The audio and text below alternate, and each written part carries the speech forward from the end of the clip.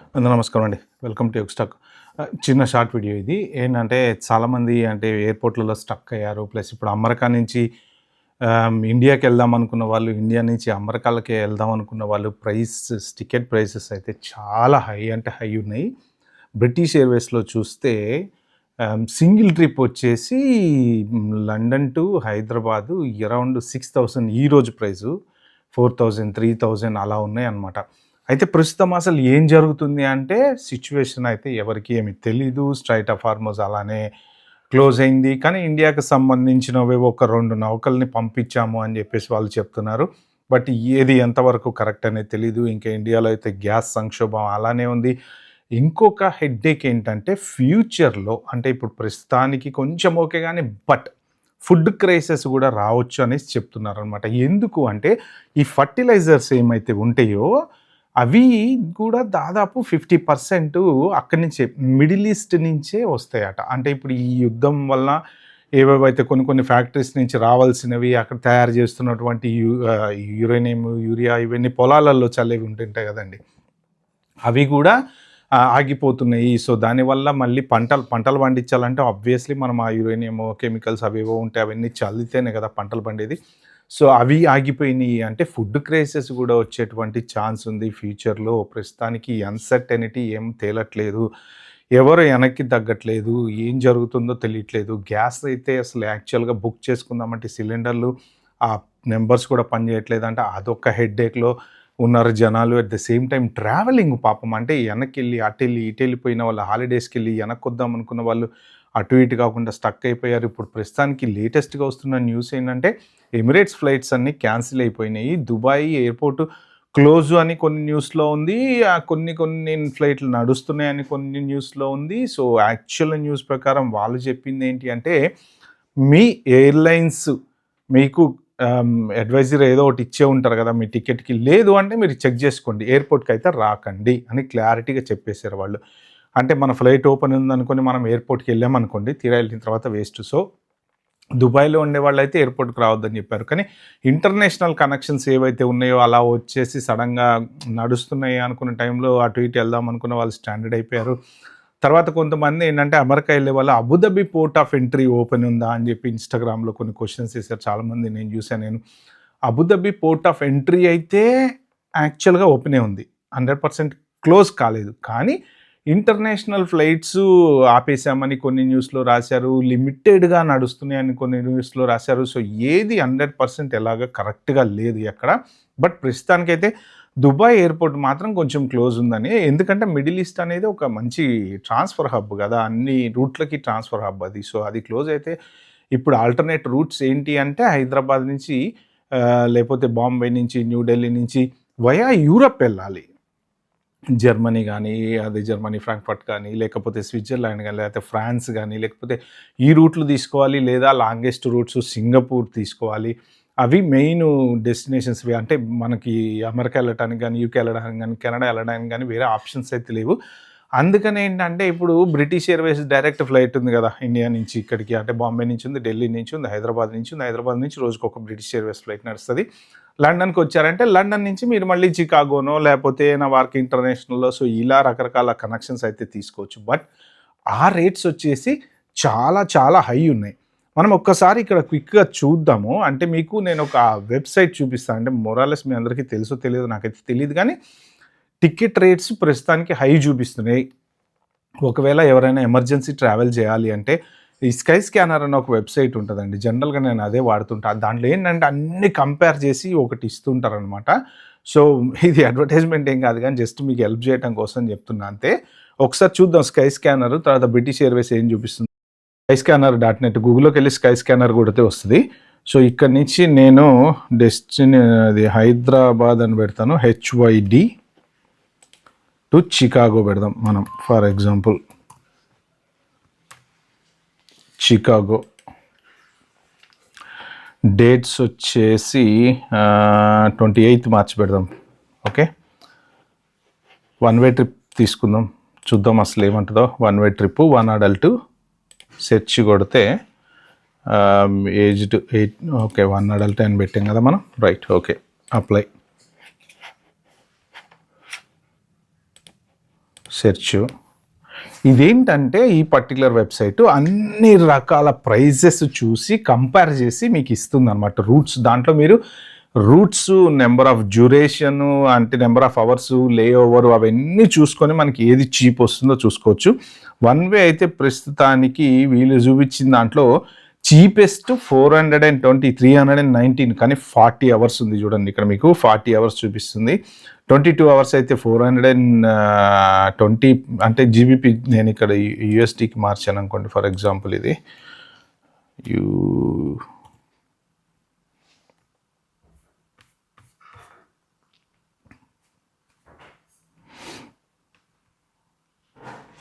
English United states, okay, to USD save. Right, ఇప్పుడు అన్ని యూఎస్డికి మారిపోయినాయి. ఇప్పుడు మనకి యూఎస్డి ప్రైజెస్ వచ్చేసి $558 వన్ వే టికెట్, అది కూడా 22 అవర్స్ ట్రావెలింగ్ చూపిస్తుందండి. మీకు ఇప్పుడు 2+ స్టాప్స్ అయితే 504. మనం ఏం చేద్దామంటే 1 స్టాప్ తీద్దాం. 1 స్టాప్ అంటే వన్ వే జర్నీ కదా. 1 స్టాప్ కనుక చూస్తే మీకు ఇతిహాద్ ఎయిర్లైన్స్ వచ్చేసి హైదరాబాద్ నుంచి 1 స్టాప్, కానీ 22 అవర్స్ పడుతుంది. సో అదొకటి చూసుకోండి మీరు. అంటే ఇదైతే 40 అవర్స్. మీరు మెయిన్ ఆ డిస్టెన్స్, అది అంటే నెంబర్ ఆఫ్ అవర్స్ చెక్ చేసుకోండి. దీంట్లో కూడా ఫాస్ట్, స్లో అలా ఉంటాయి అనమాట. మనం ఇక్కడ చూస్తే ఏ టైంకి బయలుదేరచ్చు, ఏ టైంకి వెళ్ళాలి. డ్యూరేషన్ 22 అవర్స్ మినిమం అయితే పడుతుంది. ఎందుకంటే హైదరాబాద్ టు ఇప్పుడు మీకు ఈ 22 అవర్స్ది రూటు ఎలా ఉందో చూద్దాం ఒకసారి. తీసుకున్నాం అనుకోండి. For example fare date, okay, Hyderabad to Zayed international airport, తర్వాత జియాద్ నుంచి, ఓకే, అంటే ఏ రూట్ పాసిబిలిటీ ఉంటే ఆ రూట్లో ఫ్లైట్లు నడుపుతున్నారన్నమాట. సో ఇలాగ మీరు అన్నీ చూసుకోవచ్చు. రకరకాలుగా ఆప్షన్స్ ఉన్నాయి. ఎమిరేట్స్ ఉంది, కానీ ఎమిరేట్స్ ప్రస్తుతానికి ఈ రూట్ ఎటు నుంచి వెళ్తుంది, దుబాయ్ నుంచి అయితే కనుక ప్రాబ్లమే. ఒకసారి చూద్దాం Emirates. Hyderabad to Dubai, Dubai to, అంటే నేను 28కి పెట్టాను కాబట్టి వీళ్ళు ఓపెన్ చూపిస్తున్నారు. బట్ ప్రెజెంట్ అయితే కనుక ఇప్పుడు ఈ రోజుకైతే మాత్రం ఈ మోస్ట్ ప్రాబబ్లీ దుబాయ్ రాదనుకుంటా. సో ఈ వెబ్సైట్లో చూసుకోండి మీరు, కొంచెం ప్రైజెస్ చాలా తక్కువ దొరకచ్చు. మీరు ఇండియాకి కూడా మార్చుకోవచ్చు. ఇక్కడికి వెళ్తే ఈ కరెన్సీ దగ్గరికి వెళ్తే, యూఎస్డి దగ్గరికి వెళ్తే ఇక్కడ నుంచి ఐఎన్ఆర్ చేసుకోవచ్చు. ఐఎన్ఆర్లోకి వెళ్ళామనుకోండి, మనం ఏ కరెన్సీ నుంచి అయినా మార్చుకోవచ్చు అండి. ఆస్ట్రేలియా అయినా, ఐఎన్ఆర్ అయినా, ఓకే. సింగిల్ టికెట్ అయితే 50,000 పడుతుంది. కొన్ని 40 గంటలు వెయిట్ చేయగల ఓపిక ఉంది అంటే 39 గంటలు పడుతుంది. బట్ దీంట్లో మీరు రూట్స్ చూసుకోండి. రూట్స్ మీరు ఇప్పుడు కేఎల్ఎం చూస్తే 2,90,000 22 గంటలు. ఎందుకు అంటే మీకు డిఫరెన్స్ నేను చెప్తా. రైట్, నేను చెప్పాను కదా ఇందాక వయా యూరోప్. ఇప్పుడు ఇది హైదరాబాద్ నుంచి ఆమ్స్టర్డామ్, కేఎల్ఎం ఎయిర్లైన్స్లో ఆమ్స్టర్డామ్ వెళ్ళి మీరు ఆమ్స్టర్డామ్ నుంచి చికాగో వెళ్తారనమాట. ఈ రూట్కి ప్రాబ్లం ఉండదు. కానీ ఏంటంటే హైదరాబాద్ నుంచి ఆమ్స్టర్డామ్ మన ఎయిర్ ఇండియా వల్ల అయితే పాకిస్తాన్ నుంచి వెళ్ళడానికి లేదు. పాకిస్తాన్ ఎయిర్లైన్స్ అయితే క్లోజ్ అయిపోయింది, ఎయిర్ స్పేస్ క్లోజ్ అయింది, సారీ. ఇప్పుడు వేరే ఫ్లైట్స్ ఏమన్నా వాళ్ళకి యాక్సెస్ ఉన్నట్టే వాళ్ళకి ఇంటర్నేషనల్ ఫ్లైట్స్ వెళ్ళొచ్చు అనమాట. అంటే డిస్టెన్స్ కూడా ఏమవుతుందంటే ఒక పర్టికులర్ రూట్లోంచి వెళ్ళేటప్పుడు ఆ రూట్ కనుక క్లోజ్ అయింది అంటే మీకు ఇలా మళ్ళీ చుట్టూ తిరిగి వెళ్ళాలి. కాబట్టి ఏమవుతుందంటే ఫ్యూయల్ ఎక్కువ ఖర్చు అవుద్ది, టైం ఎక్కువ లేట్ అవుద్ది, దానికని టికెట్ రేట్లు పెంచుతారనమాట. ఇప్పుడు ఇది కనుక చూసుకుంటే 2,90,000 ఉంది ఒక్క అడల్ట్కి. సో పెరిగినాయి, చాలా పెరిగినాయి, చాలా హై కాస్ట్ ఇది. అంటే ఏంటంటే ఈ రూట్కి టెన్షన్ ఉండదు. ఎందుకు అంటే యూరోప్ నుంచి వెళ్తాం కాబట్టి. మీరు వేరే ఏమన్నా ఇక తక్కువలో చీపెస్ట్ అంటే ఇది ఒక ఇతిహాద్, మిడిల్ ఈస్టే చాలా చీప్ పడుతుందండి. ఎందుకంటే ఆ రూట్ కన్వీనియంట్గా ఉంటుంది కదా. ఎమిరేట్స్ వచ్చి 1,19,000. నేను ఇది 28వ తారీఖు చెక్ చేశాను, ఇప్పటికి కాదు. అంటే అప్పటికి మళ్ళీ ఎయిర్పోర్ట్లో ఓపెన్ అయిపోతే అంత పెద్ద ప్రాబ్లం అయితే ఉండదు. కానీ ఎటు వచ్చినా 70,000-80,000 తక్కువ అయితే లేదు. 23 అవర్స్ అంటే షార్ట్ జర్నీ చూసుకుంటే అన్ని కేఎల్ఎం ఎయిర్లైన్స్, లుఫ్తాన్సా కానీ 2,96,000 ఇండియన్ కరెన్సీలో. సో అది రేట్లు అయితే అలా ఉన్నాయి యాక్చువల్గా. కానీ చాలా వెబ్సైట్లలో ఏం చెప్తున్నారంటే 40 లక్షలు, 50 లక్షలు అని చెప్తున్నారనమాట. అంత సీన్ లేదు. ఒక నలుగురికి ఫ్యామిలీ ఆఫ్ 4, ఇంకా మనం షార్ట్ రూట్ సెలెక్ట్ చేసుకుంటే కనుక దగ్గర ఒక 10 lakhs. ఇప్పుడు నలుగురు ఉన్నాం అనుకోండి, ఇప్పుడు 3 lakhs కదా, ఒక 12 lakhs అయితే అవుతుంది. మరి ఫ్యామిలీ ఆఫ్ 4 ట్రావెల్ చేసి అంత ఎమర్జెన్సీ ఇప్పుడు అంత అమౌంట్ పెట్టుకొని అయితే ఇది వన్ వే టికెటే, మళ్ళీ డబుల్ చేశారంటే 5,00,000 అవుతుంది. సో టీవీలలో ఏంటంటే 60,00,000, 70,00,000, 80,00,000, 50,00,000 అవుతుంది అని చెప్పి అంటున్నారు. అంత అయితే లేదులే కానీ, బట్ రీజనబుల్లీ కంపారిటివ్ రెగ్యులర్ టికెట్స్తో పోల్చుకుంటే ఇదైతే చాలా చాలా ఎక్స్పెన్సివే.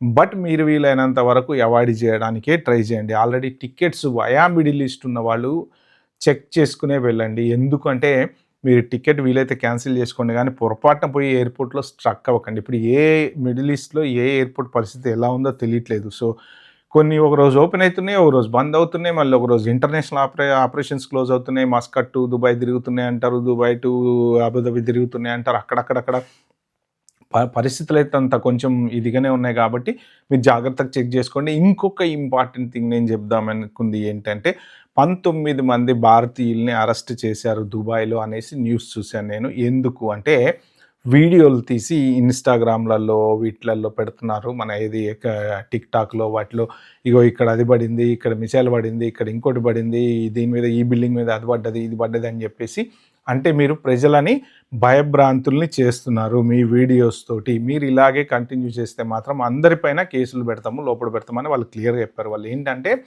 మా కంట్రీ యొక్క క్రెడిబిలిటీ, అంటే మా కంట్రీని ఎవరైనా సరే డిఫేమ్ చేసేటట్టు ఉంటే మాత్రం మేము ఊరుకోము. మరి న్యూస్ ఛానల్ వాళ్ళు చూపిస్తున్నారు కదా అని మీరు అడగచ్చు క్వశ్చన్. ఎందుకంటే న్యూస్ ఛానల్ వాళ్ళకి సర్టెన్ మీడియా రైట్స్ అనేవి ఉంటాయి. వాళ్ళకంటూ కొన్ని చట్టాలు ఉంటాయి. ఆ మీడియా చట్టాల ప్రకారం వాళ్ళు ఏంటంటే, ఇప్పుడు ఎక్కడో బీబీసీలో వేసేటువంటి న్యూస్ తీసుకెళ్ళి మన ఇండియాలో ఉన్నటువంటి ఈటీవీలోనో, టీవీ9లోనో వాళ్ళకి అగ్రిమెంట్స్ ఉంటాయండి. ఇప్పుడు అన్ని న్యూస్ ఛానల్స్ అన్ని కంట్రీస్‌లో ఉండవు కదా! అలాగా అమెరికాలో ఉన్నటువంటి కొన్ని న్యూస్ ఛానల్ కంపెనీస్ తోటి ఇప్పుడు ఫస్ట్ పోస్ట్ ఉంది. ఫస్ట్ పోస్ట్‌లో అమెరికాలో న్యూస్ ఛానల్స్ ఎక్కువ వస్తూ ఉంటాయి. ఎట్ ద సేమ్ టైమ్ మన ఇండియా న్యూస్ కూడా కవర్ చేస్తూ ఉంటారు. ఇండియాలో కూడా చెప్తూ ఉంటారు. ఏంటి అంటే పల్క్ శర్మ న్యూస్ వస్తుంటాయి. ఇవన్నీ ఏంటంటే వాళ్ళకి ఉండేటువంటి అగ్రిమెంట్స్ అనమాట. మీడియా వాళ్ళు మనం పర్సనల్‌గా ఒక వీడియో చేసి, రికార్డ్ చేసి పెట్టడం వేరు. మీడియా వాళ్ళు చూపించటం వేరు. వాళ్ళకు ఉండేటువంటి రూల్స్ ప్రకారం వాళ్ళు ఏది చూపించుకోవాలి, ఏది చూపించుకోకూడదు అనేది వాళ్ళకి ఉంటుంది. కానీ మనం సింపుల్‌గా పోయి ఇగో ఇక్కడ బాంబ్ పడింది, లేకపోతే ఇక్కడ శకలం పడింది, లేకపోతే ఇగో ఈ బిల్డింగ్ మీద మంటలొచ్చినాయి అని చూపిస్తే మాత్రం ట్రబుల్ అనమాట. సో దయచేసి ఎవరైనా సరే సింపుల్‌గా మీరు వీడియోలు చేసుకునే వాళ్ళుంటే చేసుకోండి, కానీ అనవసరంగా రిస్క్‌లో పడకండి. డెఫినెట్‌గా ఇది మాత్రం చాలా ప్రాబ్లమ్ అవుతది. దుబాయ్ వాళ్ళు చాలా సీరియస్‌గా తీసుకున్నారు. మొన్న 2, 3 బ్రిటిషర్స్‌ని కూడా అరెస్ట్ చేశారని చెప్పి నేను ఒకరోజు ఒక వీడియోలో పెట్టాను. మీరు చూసారో చూడలేదో స్క్రీన్ షాట్ పెట్టాను నేను దానికి, బీబీసీ న్యూస్‌ది. సో వాళ్ళు చాలామంది మీద కేసులైతే పెడుతున్నారంట. కాబట్టి మీరు పొరపాటున కూడా వీడియోలు ఎక్కడ పడితే అక్కడ తీసి వారికి సంబంధించిన ఇవి మాత్రం స్ప్రెడ్ అయితే చేయకండి. Okay. Bye bye. Have a good day.